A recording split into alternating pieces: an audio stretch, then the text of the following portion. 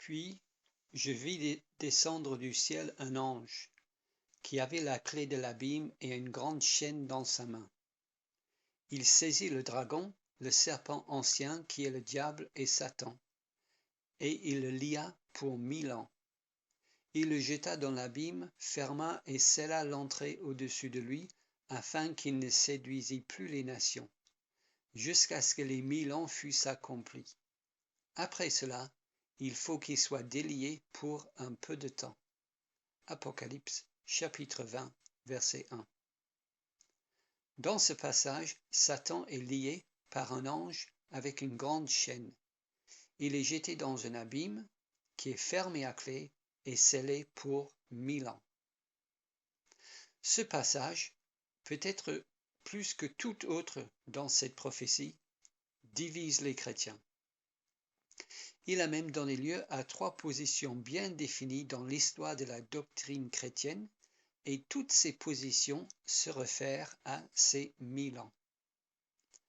Les 3 positions sont le pré-millénarisme, c'est-à-dire que le retour de Jésus intervient avant les 1000 ans décrits ici, le post-millénarisme, c'est-à-dire le retour de Jésus intervient après les 1000 ans décrits ici, et l'amillénarisme, c'est-à-dire que les 1000 ans décrits ici sont symboliques. Ils représentent la longue période du royaume spirituel de Jésus. Et nous vivons dans ce royaume actuellement. La plupart des chrétiens aujourd'hui sont des prémillénaires dispensationalistes, c'est-à-dire qu'ils adoptent la position du prémillénarisme. Pour eux, l'ordre des choses à la fin des temps est le suivant. À n'importe quel moment, l'enlèvement de l'Église peut avoir lieu. C'est le moment où les chrétiens sont enlevés au ciel avec Jésus, ne laissant que des inconvertis sur terre. L'enlèvement est suivi de la grande tribulation de l'Antéchrist. La tribulation est interrompue par le retour de Jésus avec ses saints. C'est à ce moment-là que Jésus lie Satan et règne sur les habitants inconvertis de la terre avec ses saints glorifiés dans un deuxième jardin d'Éden pour 1000 ans. Au bout de ces 1000 ans, il y a une deuxième chute de l'homme qui amène le jugement de Dieu et la fin du monde. Vous l'avez peut-être déjà compris en écoutant mes vidéos sur l'Apocalypse que je ne suis pas prémillénaire. Je ne crois pas que les choses se passeront ainsi parce que je ne crois pas que ce passage parle du règne de Jésus sur la terre dans l'avenir et de surcroît un règne qui durera 1000 ans précisément. Ce n'est pas de cette façon-là que j'interprète ce livre. Je pense que l'explication de ce passage est plutôt spirituelle. Je suis un millénaire. Je pense que les 1000 ans ne sont pas exclusivement dans l'avenir. Par exemple, si on regarde le chapitre 12 de l'Apocalypse, du livre de l'Apocalypse, chapitre 12, verset 9, on voit que Satan est éjecté des cieux et jeté sur la terre. Et il fut précipité. Le grand dragon, le serpent ancien, appelé le diable et Satan, celui qui séduit toute la terre. Il fut précipité sur la terre et ses anges furent précipités avec lui. Certains chrétiens disent que ce passage parle de la chute de Satan, datant donc d'avant la chute de l'homme. Mais si cela est vrai, la prophétie du livre de l'Apocalypse ne peut pas être chronologique, car cet événement-là devrait se situer tout au début de la prophétie. Or, nous avons dans le chapitre 20 un événement qui est semblable. Satan se fait jeter dans un abîme.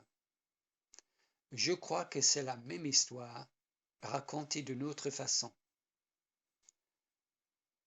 Satan éjecté des cieux, chapitre 12, et Satan jeté dans l'abîme, chapitre 20, c'est un autre regard sur le même événement. Mais que signifie cet événement?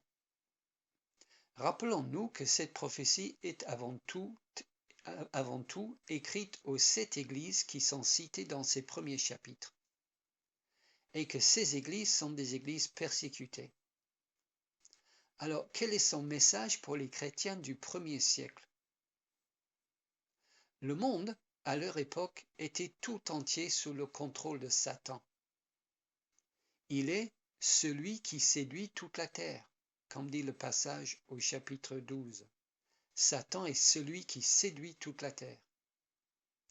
Jusque-là, une seule nation échappait à sa séduction.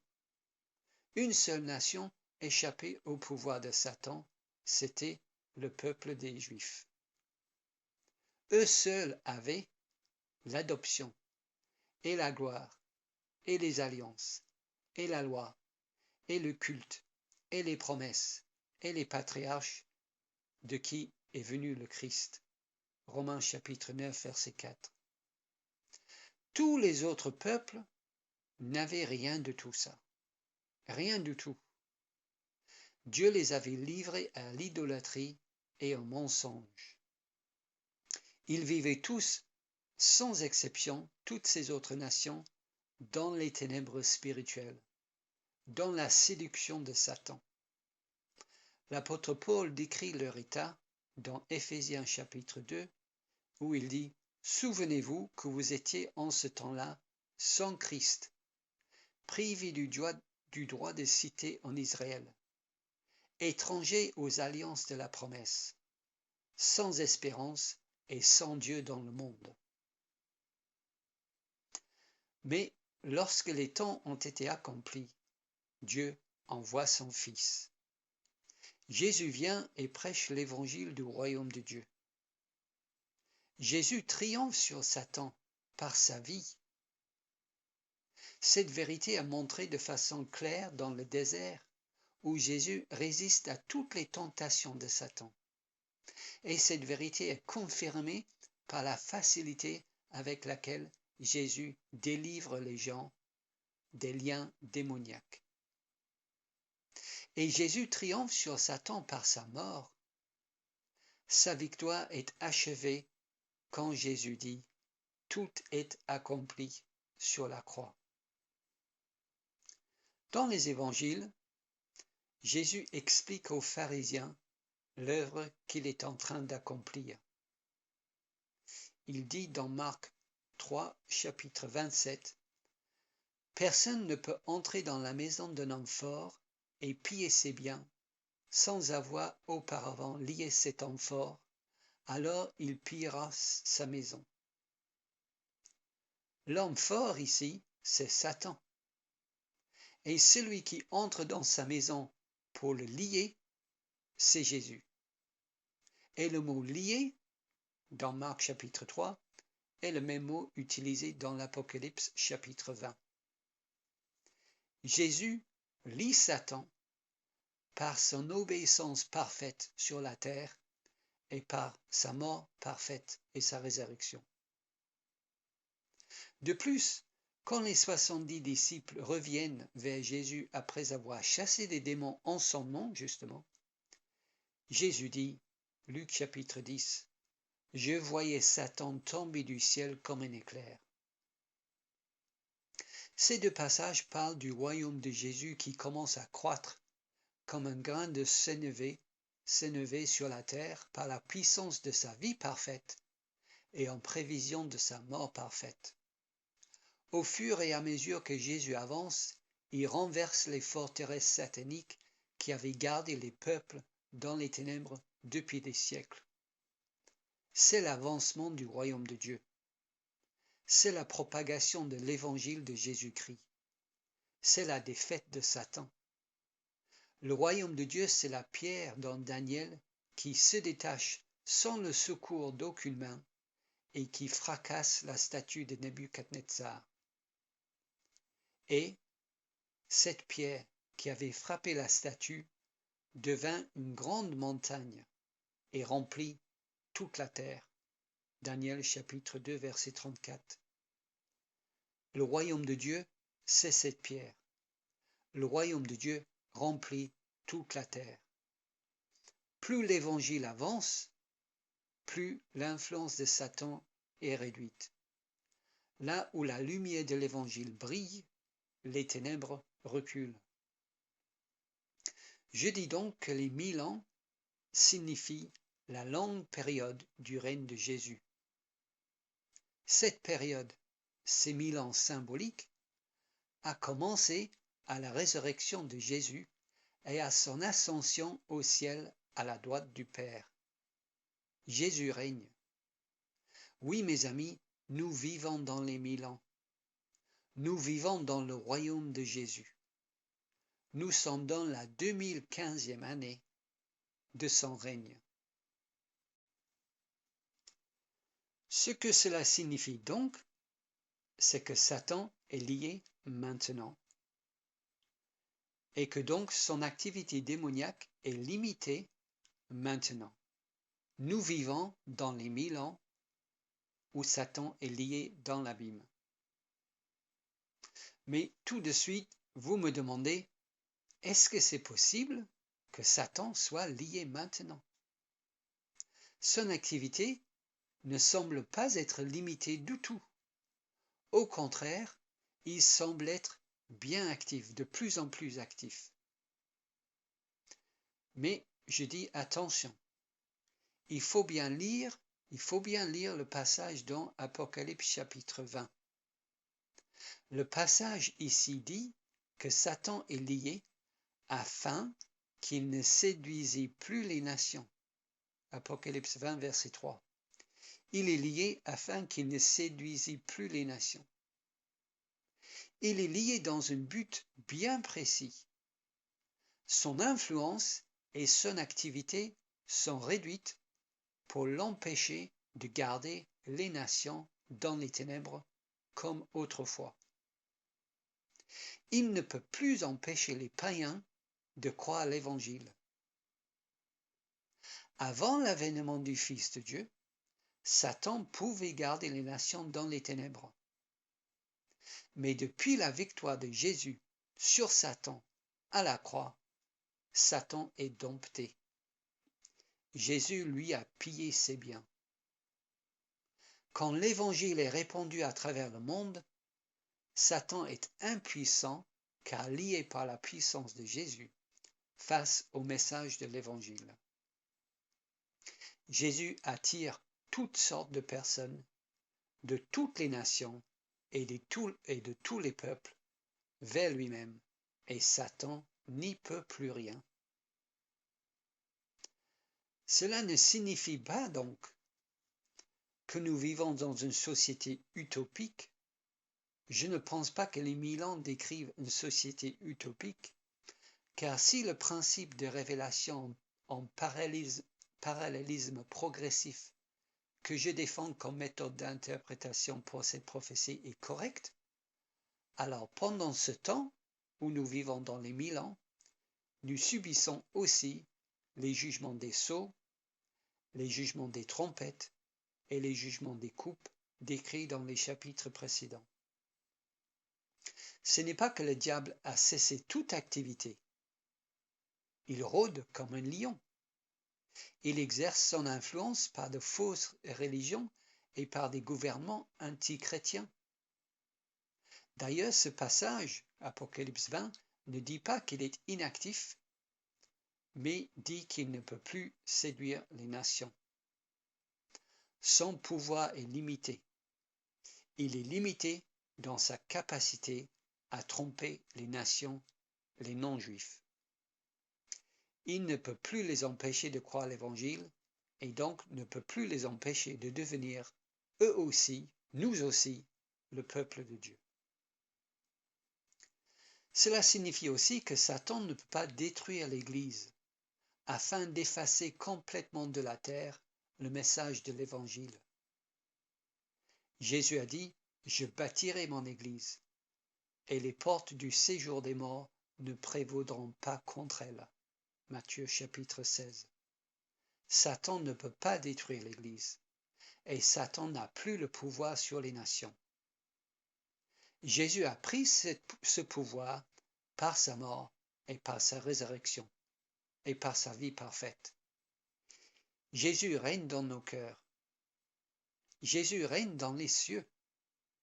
Et Jésus règne sur toute la terre. C'est pour cela que nous prêchons l'Évangile parmi les nations. Nous ordonnons aux gens de rendre hommage à leur roi. Jésus lui-même dit, « Tout pouvoir m'a été donné dans le ciel et sur la terre. Allez, faites de toutes les nations des disciples. » Matthieu chapitre 28. Au chapitre 20, nous lisons « Et je vis les âmes de ceux qui avaient été décapités à cause du témoignage de Jésus et à cause de la parole de Dieu, et de ceux qui n'avaient pas adoré la bête ni son image, et qui n'avaient pas reçu la marque sur le front et sur la main. Ils revinrent à la vie et régnèrent avec Jésus pendant 1000 ans. » C'est la première résurrection. Les saints qui ont été décapités sont tous ceux qui, à travers les siècles, sont morts pour Christ. Ils sont morts en tant que martyrs. Ce sont des martyrs chrétiens. Les autres sont ceux qui n'ont pas adoré la bête, c'est-à-dire ceux qui sont restés fidèles au Seigneur jusqu'au bout.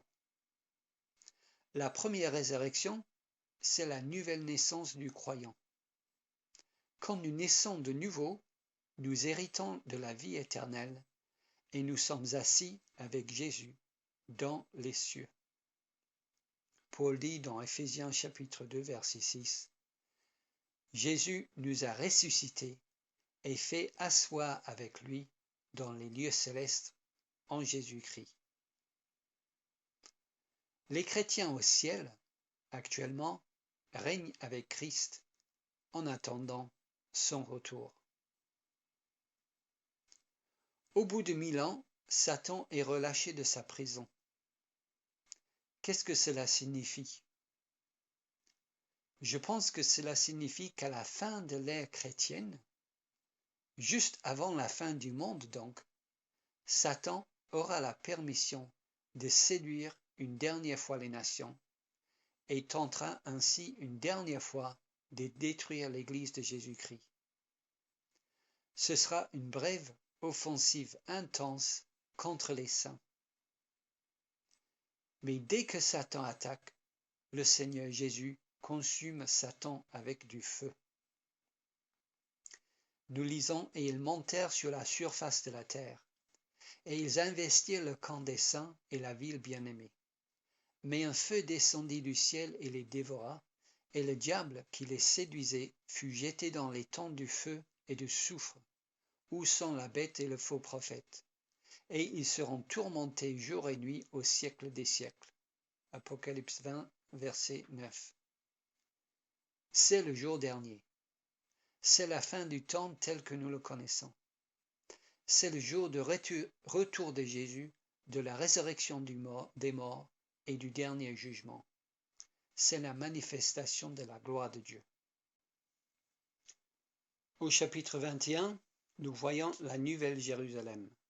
« Et je vis descendre du ciel, d'auprès de Dieu, la ville sainte, la nouvelle Jérusalem, préparée comme une épouse qui s'est parée pour son époux. » Chapitre 21, verset 2.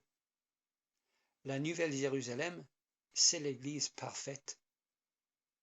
Dans ce siècle, l'Église préfigure l'Église parfaite dans l'éternité.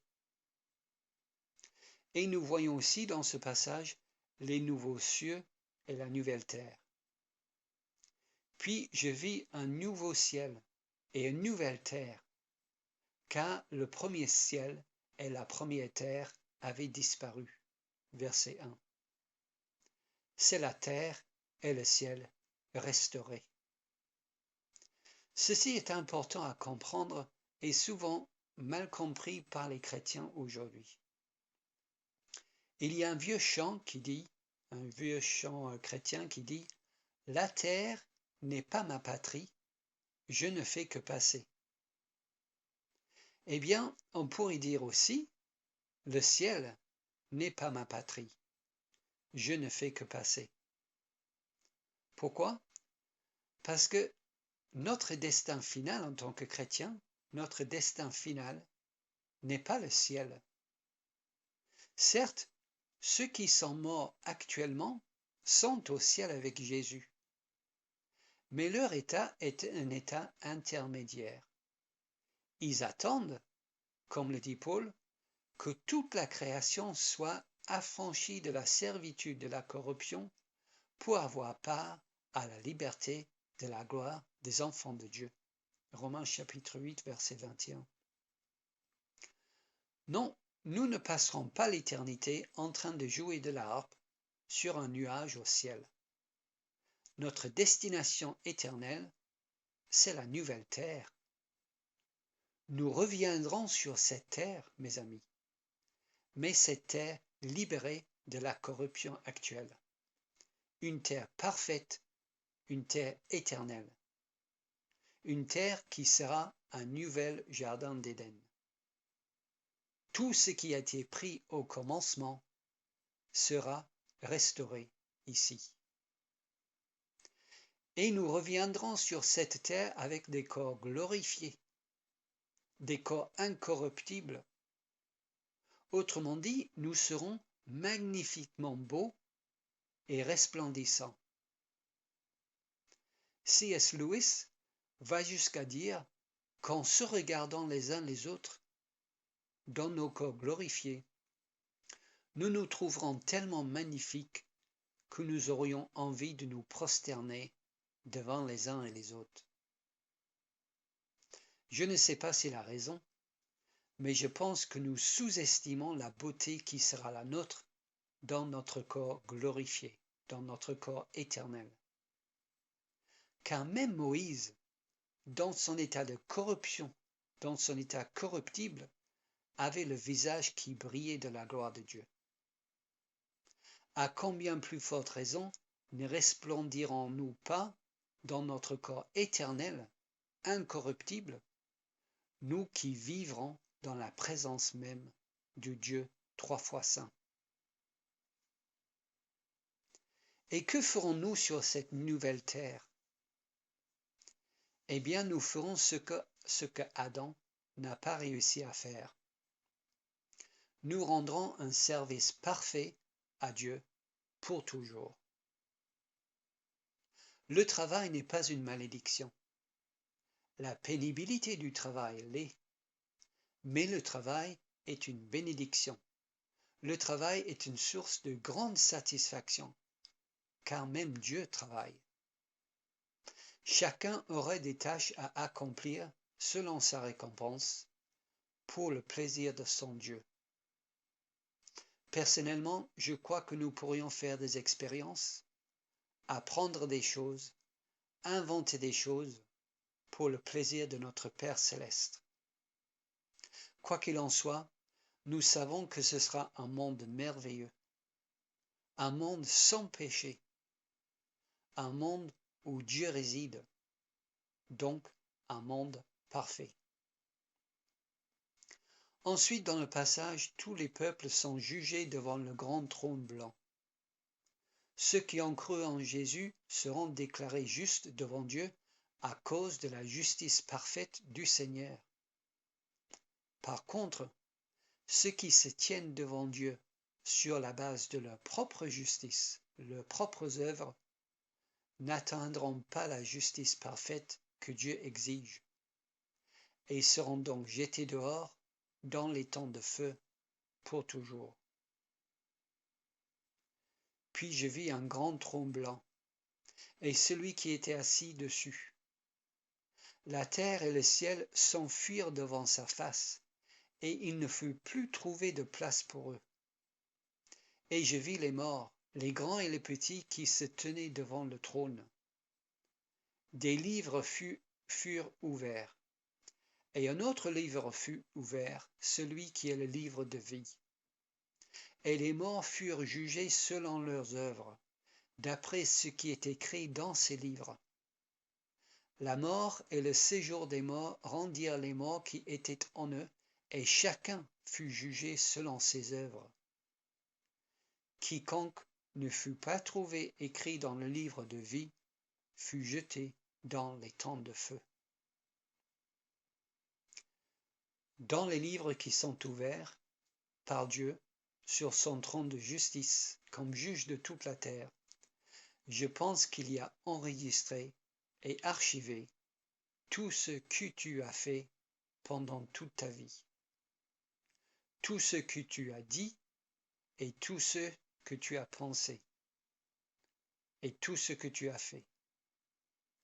Tout est là, dans le moindre détail, et tout sera crié sur les toits, afin que toute bouche soit fermée devant Dieu, et que Dieu soit reconnu comme juste dans ses jugements. Par contre, un autre livre est ouvert. C'est le livre de vie de l'agneau de Dieu. Ceux dont les noms sont écrits dans ce livre sont ceux qui ont leurs péchés effacés. Tous leurs péchés qui viennent d'être énumérés ont été effacés grâce au sacrifice de Jésus-Christ. Ils sont effacés par le sang de Jésus. Par contre, ceux dont le nom n'est pas trouvé écrit dans le livre de vie sont jetés dans les temps de feu.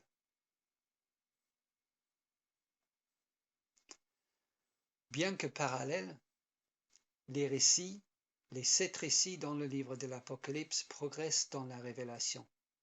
Par exemple, ce dernier récit nous dévoile plus sur l'avenir que tous les autres.